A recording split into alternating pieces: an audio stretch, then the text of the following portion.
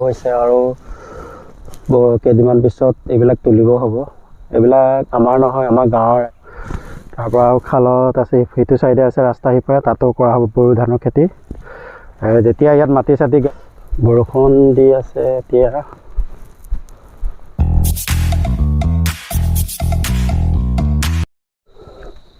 Hello' guys, welcome my YouTube channel Dipen লয়িং blogs.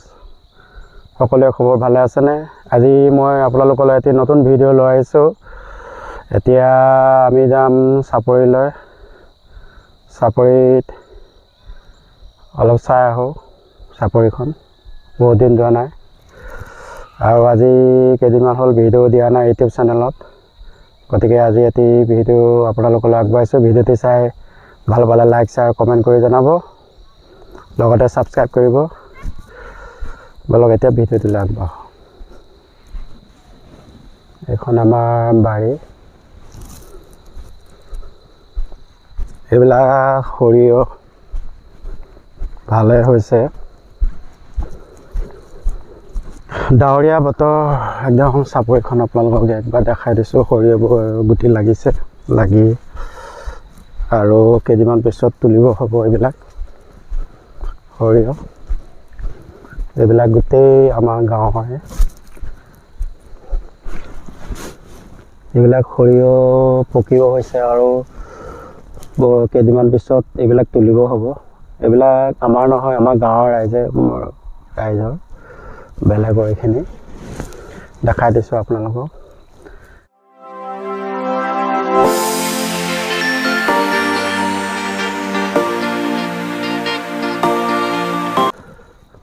তালাগে আছে সৰিয়হ খেতি, একদম ধুনীয়া হৈছে। চিনেমেটিক শ্বট লাগে। এইবিলাক চব সৰিয়হ খেতি।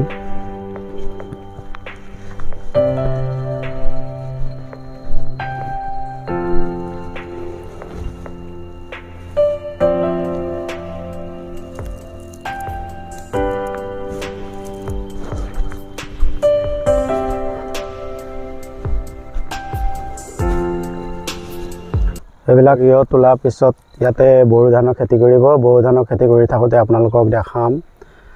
এইবিলাক আৰু কেইদিনমান পিছত তুলিব, 10-15 দিনমানৰ পিছত। তাৰপিছত ইয়াতে বড়ো খেতি কৰিব। তাৰমানে এইবিলাকত চবতে বড়ো খেতি কৰিব। ইয়াতে চব বড়ো খেতি কৰিব। এইবিলাকত বড়ো ধানৰ খেতি কৰিব। আপোনালোকক দেখাম কেনেকৈ কৰে। এতিয়া মই আপোনালোকক লৈ গৈ আছোঁ আমাৰ চাপৰি, মাক চাপৰি বুলি কয়।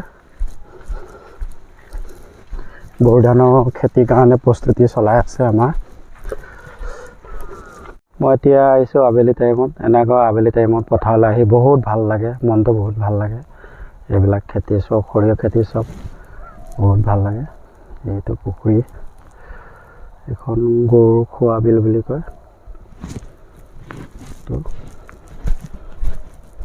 ঘাঁহ পানী নাই, গৰুবিলাক এনেকৈ এৰাল দি থোৱা আছে আৰু।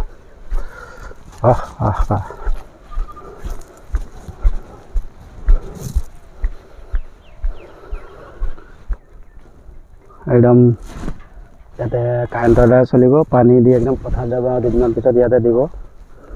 দেখুৱাব একদম পথাৰ হাল বাই ক্লিয়াৰ কৰি থোৱা হৈছে একদম। এফালে গৈ একদম প্ৰস্তুতি পূৰা হাল চাল বাই ফিটিং কৰি থোৱা আছে। ইয়াতে পানী দি মাটি গেলোৱা হ'ব। মাটি গেলোৱাৰ পিছত 4-5 দিনৰ পিছত ইয়াতে ৰোৱা হ'ব। সাৰ চাৰ মাৰি একদম ধুনীয়া হাল বাই থৈ ঠিক কৰি থোৱা হৈছে একদম। আগতে ইয়াত মাটিমাহ কৰিছিলে, মাটিমাহ মাৰি এতিয়া বড়ো খেতিৰ কাৰণে গোটেই হাল বাই ঠিক ঠাক কৰি থোৱা হৈছে। আৰু কেইদিনমান পিছত পানী ঢালি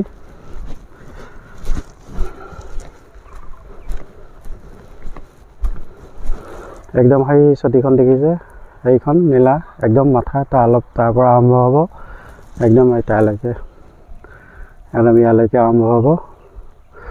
তাৰপৰা আৰু খালত আছে, সেইটো চাইডে আছে ৰাস্তা সিপাৰে, তাতো কৰা হ'ব বড়ো ধানৰ খেতি। যেতিয়া ইয়াত মাটি চাটি গেলা হ'ব, ট্ৰেক্টৰ হাল বাওঁতে আপোনালোকক দেখাম। ইয়াতে ৰুওঁতে আৰু হাল চাল বাই যেতিয়া পানী দি হাল বাব, তাৰপৰা 4-5 দিনমানৰ পিছত যেতিয়া ৰোৱা ৰুব আপোনালোকক দেখাম। আজি প্ৰাথমিকটো দেখাই দিছোঁ আপোনালোকক। ইয়াতে এতিয়া সম্পূৰ্ণ প্ৰস্তুতি হৈ আছে। পানী দিব, মেচিনৰ পৰা পানী দিব, তো মেচিনটোৰ পৰা পানী দিব, পানী দি ইয়াতে গেলোৱা হ'ব।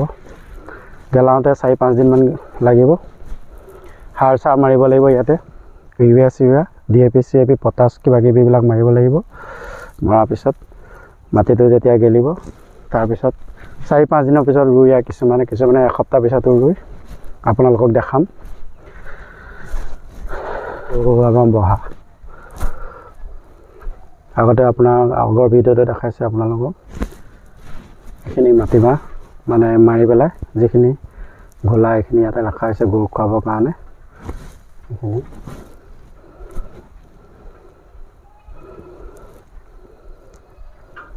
বড়ো ধান তাৰমানে ৰুওঁতে ইয়াতে জিৰণি চিৰণি ল'ব পৰাকৈ বৰষুণ আহিলে এইবিলাক চালি দি থোৱা হৈছে। তাৰমানে বৰষুণ দিলে ইয়াতে ভাত পানী খাব পাৰিব, যেতিয়া ৰোৱা ৰুই থাকে তেতিয়া। এইবিলাক